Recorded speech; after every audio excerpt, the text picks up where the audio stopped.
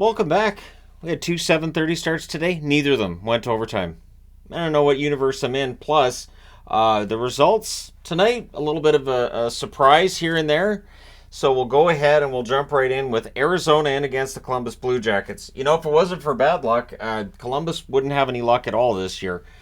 Again, there's good moments during this game. They play well and they lose. So Ingram versus Merzlikins in this one. Early jump for the Coyotes, but the shots are 3-2 Columbus. 3.5 minutes in. Marchenko has a net feed. That's held. Pressed by Columbus 6 minutes in. There's a near miss for Krause as the Coyotes then have some pressure. Cooley's denied. Columbus gets pinned down for a bit. Carconi has a shot kicked aside. Rebounds cleared out. Chinikov had a net drive that was defended. He doesn't get there. Marchenko can't bury one in close. With 3:48 left, Columbus draws themselves a power play. That was killed off. We have a post for Goudreau after it's done. 24.2 seconds left. Columbus goes back to the power play. So that rolls over into the second period. Hayden has a rush chance, nearly scores, shorthanded. The review shows it didn't go in. And then shortly after the power play is done, Severson scores from Voronkov and Provorov at 1:44. He wires that one through a screen. So it's 1-0 Columbus. Coyotes look to answer. There's a delay of game call. The Coyotes with a power play. That's killed off. And then Hayden scores this, I believe, second of the season. Kesselring and Dumba with the assists at 6:20. He buries that one in close. It was a good press. Hayden would not finish the second period, however, and we'll talk about him again in a minute here. So the Coyotes press for the lead. The shots are 8-4 for Arizona, 7 minutes in. Keller has a net feed. That's picked off. Coyotes press with 9.5 minutes left. Sillinger then had a near miss as Columbus had some pressure there. Kerfoot had a turnover chance that saved. Pressed by Columbus with 2.5 minutes left. Bukestad has a shot that's held as the Coyotes press. But after 2 periods of play, the score is tied at 1. So as they start the third period, they announced that both Hayden and Michelli, who got hurt during the second period, would not return to the game. We'll see what their status is going forward. That both of those would be huge blows for the Arizona Coyotes if they were to miss any period of time. Danforth has a wraparound that's saved. The Jackets press at 3 minutes. Krause has a shot that's held, some pushing after that. We then get a power play for Columbus. That leads to a shorthanded rush by Kerfoot. That power play is killed off. Columbus presses at 8.5 minutes. The Coyotes then get themselves a power play and they score on it. It's Logan Cooley. He scores from Dursey and Keller at 9:38. It's top shelf. It's through a screen. And then at 10:08, so 30 seconds later, Krause scores from Bukestad. And when that goal goes in, Merzlikins breaks his stick. So he goes over to get a new one. I was like, is he going to pull himself out of the game? He doesn't. He just goes over and gets a new stick. Goalie pull would happen with 3:15 left, and Columbus would score. Severson for Werenski and Texier at 18:03. Columbus calls a timeout with 59.2 seconds left. They had opportunities, could not tie the game. Your final score is 3-2 for the Coyotes. They go to 8-6-2 with the victory. For Columbus, 4-9-4 with the loss in this one. Shots on net, 17-9 for Columbus in the first, 15-7 Arizona in the second, and then 17-8 Columbus in the third. Final shots, 41-32 for the Blue Jackets. Power plays, Arizona 1 for 2. Columbus 0 for 3. The hits, 13-8 for Columbus. Ingram saved 39 out of 41. I believe he's 5-0-1, so something like that anyways. And Merzlikins, 29 saves on 32 shots. Again, Elvis is giving them the goaltending. They're playing well, they just don't get results. So that's how the season's going for Columbus. Next up, Vegas and Montreal. These games are bonkers, aren't they, between these two teams? So it was a shootout in Vegas, and this one, a shootout of a different variety. In fact, I realized tonight I need a different magnet. So I have the blowout magnet, which is your no mercy. I also have the magnet for goalie shutout. I need to have an 80s magnet. So my plan is to come up with an 80s magnet and use it for any time a game has 10 or more goals, because it feels like 80s night. It didn't start out that way, though. It was Hill versus Primo. The Habs have a 3-on-2. That fizzles. Jack-Eye with a hit on Amadio. That draws some cheers. But the shots on net are 2-0 Vegas, 3.5 minutes in. We get a power play for the Golden Knights. Near miss for Cotter. They cycle. That power play's killed off. And then Montreal scores first. It's Newhook from Suzuki and Matheson at 6:43. It was the first shot on net for Montreal. It's from the slot. Vegas had 8 shots to that point in the game. Dvorak then has a breakaway chance. That's held. There's a press by Vegas at 8 minutes, but a little bit past the midway mark at 10:03. Kovacevic gets his first of the season from Newhook and Suzuki. It's a brief press, and he wires it. So all of a sudden, it's 2-0 Montreal. Vegas looks to answer. Eichel's denied and close as Vegas gets some pressure. They press again with 3 minutes left. Monahan then had a wraparound that was saved. Theodore had a rush chance, that's held. With 48.2 seconds left, the Habs with a power play. In the second period, it becomes 16 seconds of 5-on-3, and then when it's a 5-on-4, Howden, shorthanded, he scores from Kolesar at 2:33. Kolesar led that rush, and Howden buries it. Vegas then finishes the kill. That's the important part, right? Saw Bear hitting for the door, had to let her out. All right, power play for Vegas. Eichel to Karlsson, that's blocked. That power play's killed off. The Habs go to the power play. That was killed off as well. But then Ullinen on a breakaway goes bar down. He scores at 8:27, so suddenly it is 3-1 in favor of the Montreal Canadiens. It does not stay a 2-goal lead for long. 19 seconds later, McNabb. It's a bit of a Vegas bounce over to McNabb. He buries it. Theodore and Eichel with the assists at 8:46, so suddenly it's 3-2. Dvorak's denied on the next shift, and then at 11:20, Marchessault. It's a 2-on-1 rush. He buries it.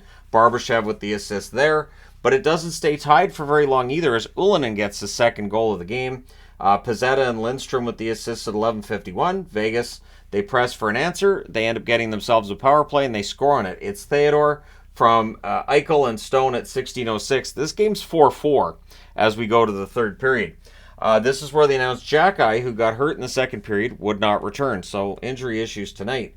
We get a power play for Vegas. That's killed off. Shots are 7-5 for the Vegas Golden Knights. 8 minutes in.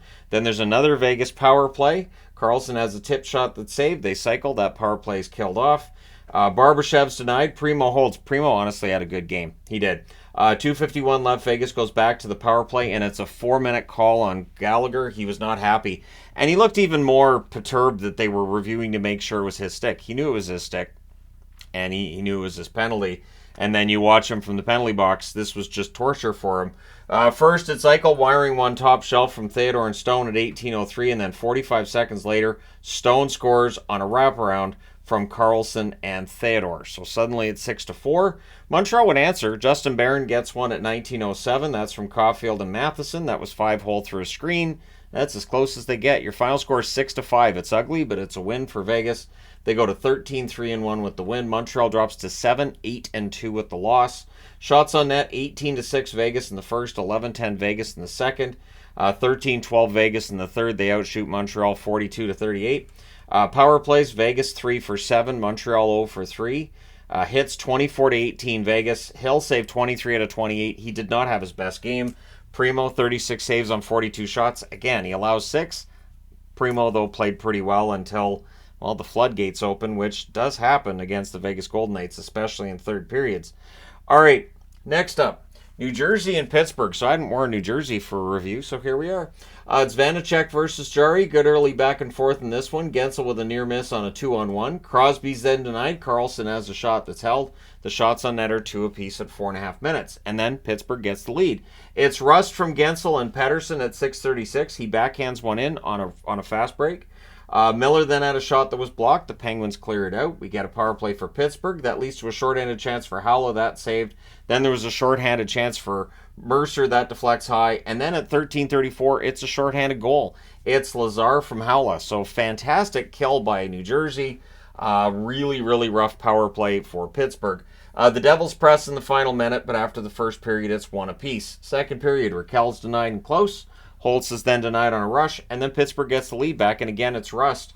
It's a net feed tipped 5-hole. Karlsson and Crosby with the assists at 3:17, so they keep their point streaks going.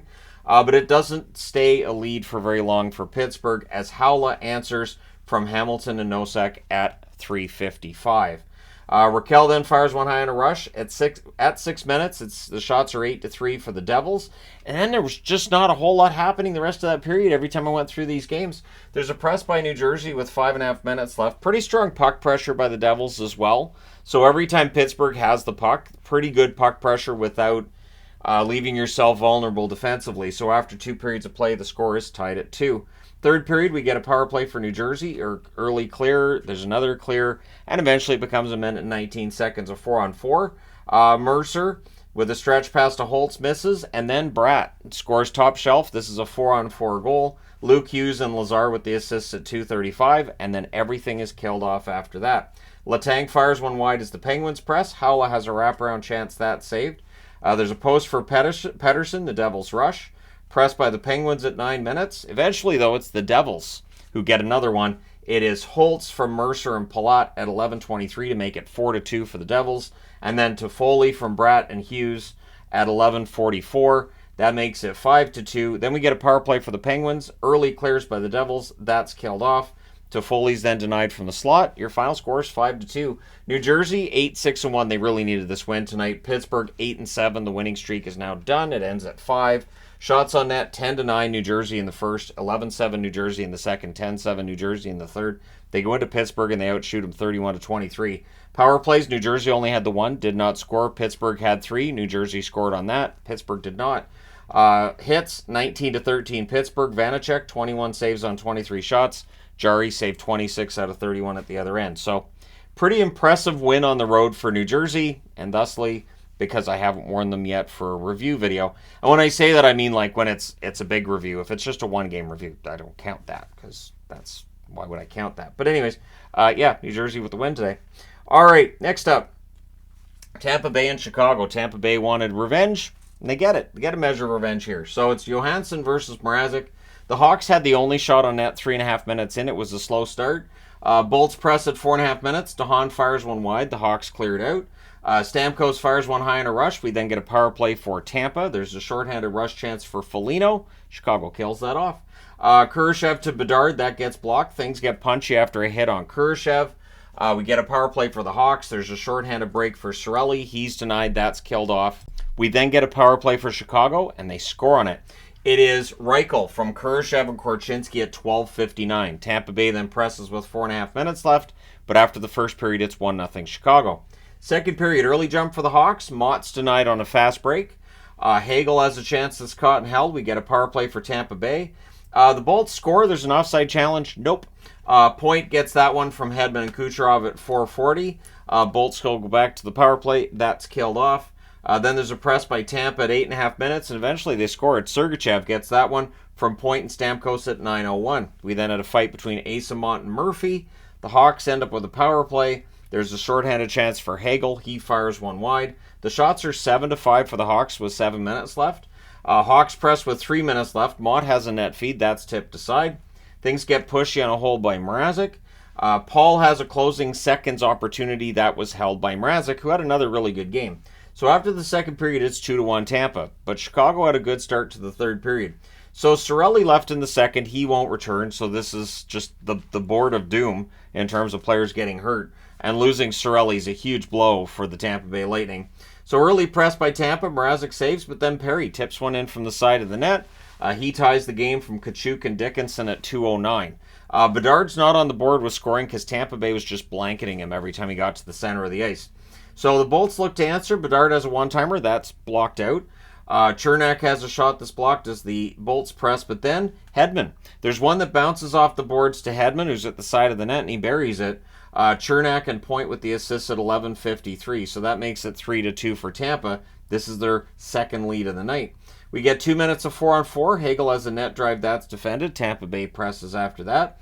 Bolts press again with 2 minutes left, so you're trying to get the goalie pulled. You can't when you can't get it out of your zone. Chicago finally gets the goalie pulled with 1 minute and 25 seconds left, and that leads to former Blackhawk Brandon Hagel getting the empty netter. Sergachev with the assist at 19:11. So Tampa Bay goes into Chicago and returns the favor. They win this one on Chicago's home ice by a score of 4-2. Tampa Bay 7-6-4 with the victory. Chicago 5-9 with the loss. Shots on net 12-6 Tampa in the first, 9-7 Tampa in the second, 9-2 for Tampa Bay in the third. Final shots 30-15 for Tampa. Power plays, Tampa Bay 1 for 3, Chicago 1 for 2. Hits 24-21 for Tampa. So Tampa Bay does not have to worry about Johansson tonight. He only faced 15 shots. He saved 13 of them. And Mrazek saves 26 out of 29. And remember, with every passing game, we're getting closer to Vasilevsky coming back for Tampa. He's going to play a lot when he comes back, is my guess. That being said, I need to change boards. Next up is Vancouver and Calgary. So Vancouver on the second half of a back-to-back. And keep in mind, Calgary really needs to string some victories together, and it showed tonight. The effort was there. If Calgary keeps playing like this, they'll get themselves back into the hunt. So it's DeSmith versus Markstrom. Miller nearly opens the scoring early. The shots are 2 apiece at 2.5 minutes. Besser steals one. Markstrom makes the save there. We get a power play for Calgary. That becomes a 4-on-4, which becomes a Canucks power play, and they score on it. It is Pettersson from Miller and Hughes at 9:38. It was a one-timer. It was a great cycle. And yeah, that's where the good times kind of end for Vancouver. So shots are 6 apiece with 8.5 minutes left. Lafferty has a net drive that's defended. The Flames press with 5.5 minutes left. Eventually, they do score. At 17:53, it's Weegar from Greer and Lindholm. So after the first period, it's 1-1. Second period, the Flames press 3.5 minutes in. Backlund has a deflects a shot high. DeSimone has a screenshot that ends up deflecting out. So some near misses for Calgary there. Canucks press 6 minutes in. Ruzicka nearly scores. Canucks rush. Besser has a shot that's blocked. The Flames rush. Mangiapane has a chance that's held, but then Dubé. So DeSmith thought he kind of had the puck and then it dropped behind him, and Dubé puts it in the net. Anderson and Lindholm with the assists at 10:49. Flames look for another. We get a press by Calgary with 5.5 minutes left. We get a fight between, almost a fight between Hronek and Pospisil. It becomes 2 minutes for roughing for both, so we have 4-on-4. At 19:24 in the final minute, Hanifin scores to make it 3-1. Coleman and Lindholm with the assists. So Lindholm with a few helpers. His points totals went up nicely tonight. It's 3-1 Calgary after 2. Third period, Huberdeau with a net drive. That fizzles. The Canucks are line juggling at this point because why not? There's a stick save on Lindholm. Flames are doing a good job at this point of playing back and protecting the lead. And then Huberdeau, his first goal in 11 games. He scores from Backlund at 5:53. He was top shelf after a turnover by the Canucks. Flames looked at another. The Canucks passing just wasn't very crisp at this point. Shots are 6-4 at the half for the Flames, but on that fifth shot, Höglander puts it in the net. He scores from Myers and Lafferty at 10:06. So that makes it 4-2. We then get a power play for the Canucks. That doesn't last that long. We get a minute and 19 seconds of 4-on-4. Everything's killed off there. The Canucks press with 5.5 minutes left. They would pull the goaltender with 2 minutes and 40 seconds left, which leads to Lindholm getting a goal to go with his 3 assists from Huberdeau, who already had a goal, so his goal and an assist tonight, and that's at 18:08. That makes it 5-2. The Canucks would get a last-minute power play to close it out, but in the end, your final score is 5-2 for Calgary. They go to 6-8-2 with the victory. The Canucks drop to 12-4-1 with the loss. Shots on net favored Calgary the whole way. 11-9 in the first, 17-5 in the second, 11-10 in the third. Final shots 39-24 Calgary. Power plays Vancouver 1 for 3, Calgary 0 for 2. Hits 16-14 Calgary. DeSmith saves 34 out of 38. Markstrom saved 22 out of 24. And of course, Linus Karlsson almost had his first goal. And when he was denied, Markstrom gave him a little pat with the stick, like, nice try, but I got it. So at any rate, Calgary with the win. And yeah, they're trying to get back to 500. And then, get themselves back above that playoff line. The good news is they're in the Pacific, and there's definitely vulnerability with the teams that are above them in the Pacific. Up until you get to Vancouver, Vegas, where it looks like those two are likely going to be 1-2 in the division for at least a while to come. All right, next up, the Islanders and Seattle. This was a fun one, too. It was kind of what I expected, where, both teams have their flaws. So it's Varlamov versus Grubauer. Early jump for the Islanders. We get a power play for New York. They cycle and they score. Lee scores his first in 11 games from Horvat and Nelson at 3:46. He tips that one in front. So it's 1-0 Islanders, and the shots are 3-1 in their favor at 3 minutes in. Karche then has a shot that saved the Kraken press. There's a delay of game call, gives Kraken the power play, and they score on it. It is Beniers from Dunn at 9:54, so that ties up the game. Larson then has a blast that's held as the Kraken look for the lead. In fact, they're leading in shots 9-5 with 8.5 minutes left. So, again, the Islanders fast start. They fall behind in shots. It's very similar to last night's game in Vancouver. Things get punchy on a Varlamov hold. Tolvanen tips one high as the Kraken press with 3:25 left. The Kraken get a power play, and they score on it. It is Wenberg from Bjorkstrand and Eberle at 18:29. He buries that one in close. So the power play bailing out the Seattle Kraken tonight. It's 2-1 Seattle after 1. Second period, early power play for Seattle. They're back-to-back early clears by the Islanders. They do kill that off. The Islanders then get a turn on the power play. Good kill by Seattle. They do kill off the Islanders' chance. Then there's a kick save on a Beniers rush. Strong forechecking by the Kraken. The shots on net are only 2 apiece, 8 minutes in. Wallstrom has a rush chance that saved. Schwartz then had a rush chance that was held on a 2-on-1. Bjorkstrand with a net drive, that's blocked. And then on a net drive of his own, Cizikas gets his 100th goal from Barzal and Pulick at 14:25. I should specify not of this season, but for his career. As much as I enjoy Cizikas having 100 goals in the first is it 16 games? Probably not very likely. So the Islanders press with 4 minutes left with 1:15 left. The Islanders with a power play. Brandon Tanev ends up clearing it out. We go to the third period with the score tied at 2, and the Kraken finish the kill. Gord has a rush chance, that save. The Islanders go back to the power play, and it takes 8 seconds. So when it clicks, it clicks. Dobson from Barzal and Palmieri at 1:48. Kraken pressed to respond. They draw a power play. They score on theirs as well. It takes a little bit longer, but Yamamoto dekes around Varlamov. Schwartz and Tolvanen with the assists at 4:50. So now we're tied again. Kraken press at 7 minutes. Tolvanen has a rush chance, that's held. Gord with a net feed, that gets blocked. 4:39 left. The Islanders get a power play. There was a shorthanded McCann chance, that saved. That power play's killed off. We're going to overtime. Islanders controlled early. In fact, they got every shot in the overtime. Engvall has a shot that deflects out. The Kraken control, they just can't get to the net. They ragged that puck for about a minute and a half. Eberle went around that net a few times. Could not get a shot on the net. Schwartz has a net drive. That's blocked. Horvat was then denied on a fast break. We're going to the shootout. It took until round 8. In fact, by the time this shootout's done, these games were almost finished. So Yamamoto scores in round 8. Seattle ends up getting the win in the shootout, 4-3. They go to 6-8-4 with the victory. Islanders are building up those points in extra time. They're now 5-6-5 on the season. Shots on net, 16-6 Seattle in the first, 10-6 Islanders in the second, 10-5 Seattle in the third. Islanders had all 3 shots in the overtime. Final shots, 32-24 for Seattle. Power plays, the Islanders 2 for 5, Seattle 3 for 4.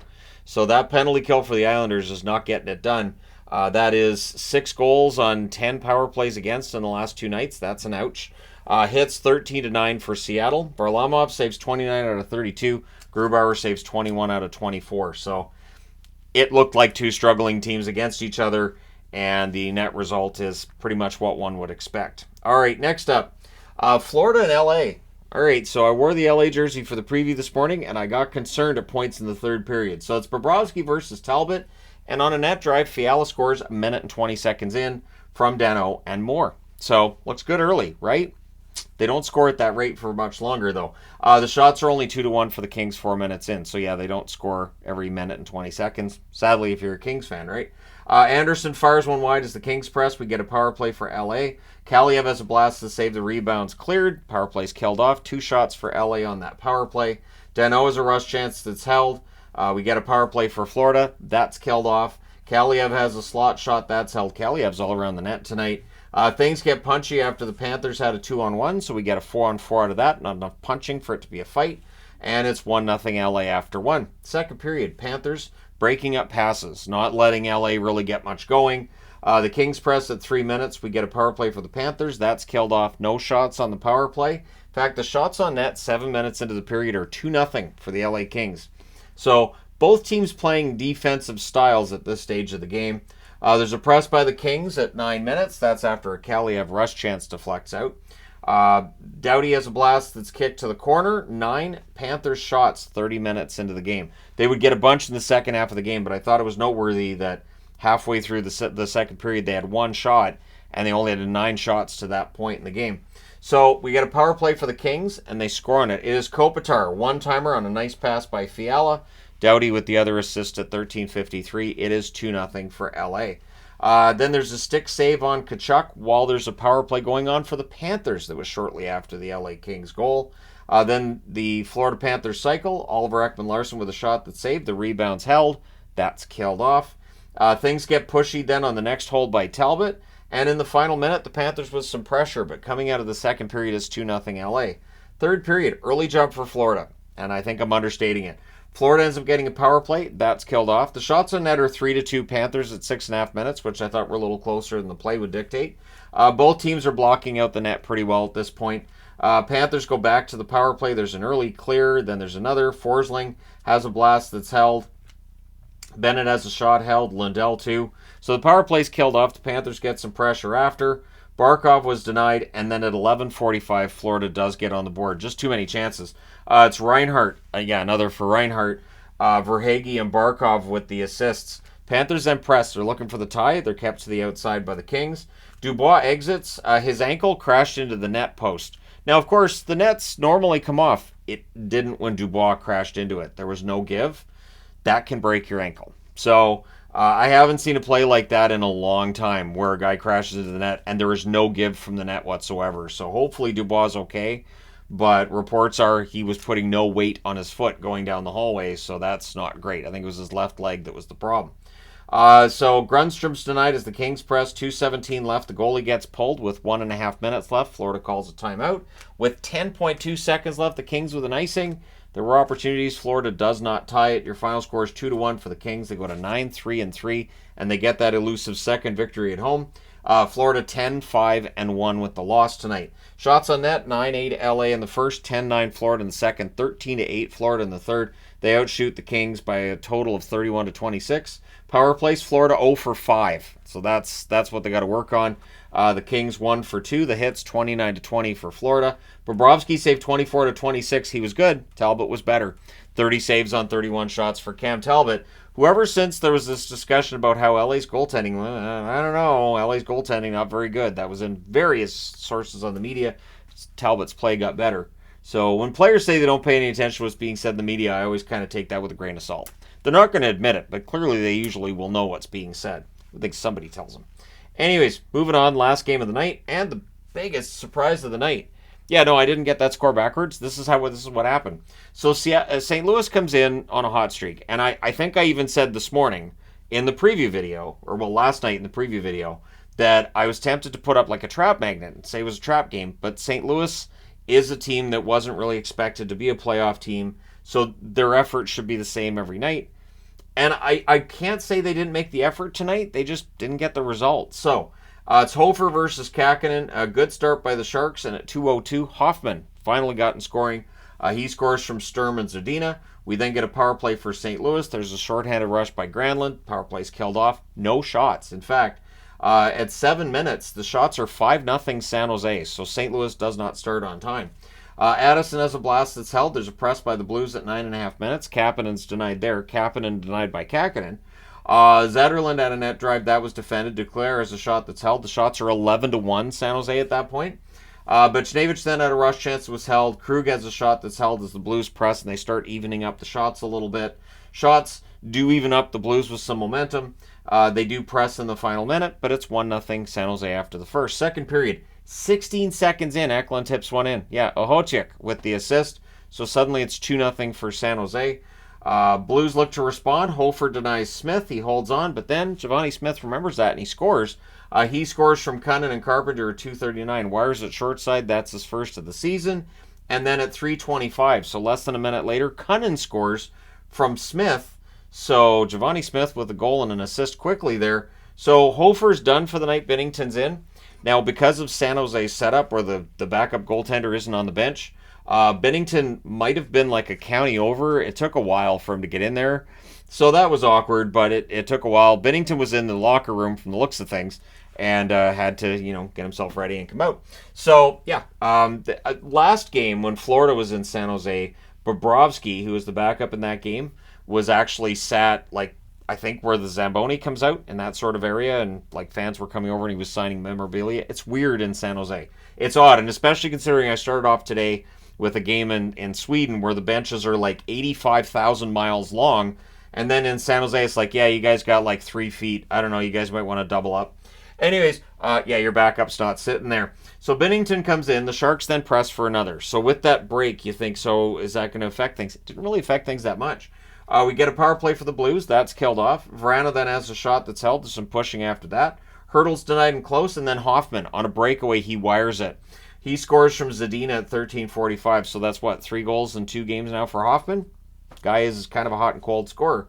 Power play then for the Sharks. There was a shorthanded post for Kapanen, but that power play is killed off. With 1:18 left, the Blues get a power play, so that rolls over into the third period where the Sharks finish the kill. The shots, though, are 6-0 St. Louis 3 minutes in. So San Jose does not have a great third period. 7 minutes in, still no shots for the Sharks. They would wake up shortly after that, though. Gushchin had a shot that was held, and then Buchnevich breaks the shutout at 13:55. That's all we wanted to know in that third period, right? He scores from Falk and Thomas. That makes the score 5-1. Good press leads to the goal. And then with 3:01 left, the Blues get a power play. San Jose kills that off.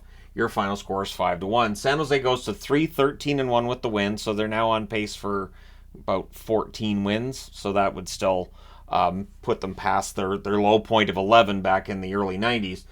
For St. Louis, this is a tough loss. 8-6-1 with the loss here. And again, when you lose 2 points against San Jose, I would think it's bag skate the next day, or at the very least, something's got to change. But at any rate, San Jose outshoots them 15-11 in the first. St. Louis then outshoots San Jose 16-12 in the second and 18-8 in the third. Final shots are 45-35 for St. Louis. Power play, St. Louis 0 for 4, San Jose 0 for 1. So they can't say, well, the referee was the problem. San Jose only had one power play. Hits were 7-6 for St. Louis. Not really a physical affair. Hofer saved 17 out of 21. Binnington saved 13 out of 14. Kakkonen was fantastic tonight. Best game he's played as a Shark? Maybe. 44 saves on 45 shots. Well done by Kaapo Kakkonen. And we'll see what San Jose does next up. All right, let me know your thoughts in the comment section below as always. Don't forget to hit like and subscribe if you're browsing your way through. You just happened upon this video. Thank you guys so much for watching, for all your support. I will talk to you again soon.